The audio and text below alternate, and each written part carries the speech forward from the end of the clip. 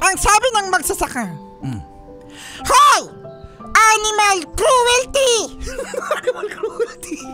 Paano naging animal cruelty? Pinapahirapan niyo yung donkey! Dalawa kayong sakay, ang liit-liit ng donkey! Baba dyan! Grabe, napapakailumero naman ng mga tao dyan.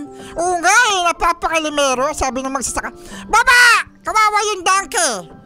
Sabi naman ng dalawa, yung tatay tsaka yung anak. Okay! Bababa kami dito sa donkey! Bumaba silang dalawa. At ang sabi ng tatay, ganito na lang anak, kasi lahat sila pakailimero. Mga pakailimero at mga pakailimera, yung mga tao dito sa lugar na to. Buhatin na lang natin yung donkey. Buhatin yung donkey? Paano?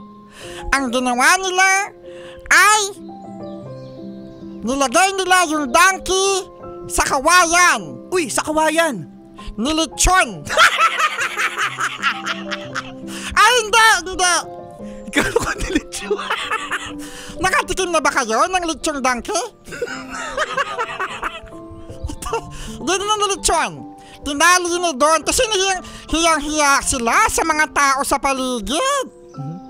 Nagpumiglas ang donkey sa kawayan. Nahulog sa may creek. Naku, may creek. May creek.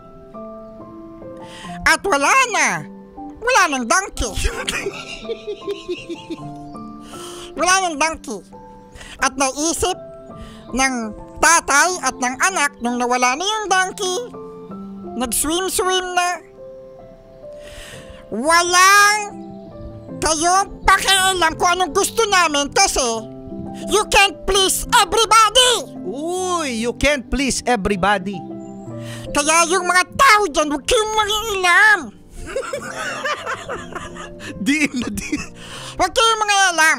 Kaya huwag mong isipin ang sinasabi ng ibang tao kasi kahit anong gawin mo, mabuti man din o masama, meron niya sasabihin sa'yo. Kasi ang mundo ay punong-puno ng mga taong may attitude. Uy, huwag mo kami idamay. Ikaw lang yung may attitude. Susunod na, Sexy Megan. Sexy Megan na! Solid Cute Morning Friday! Yeah!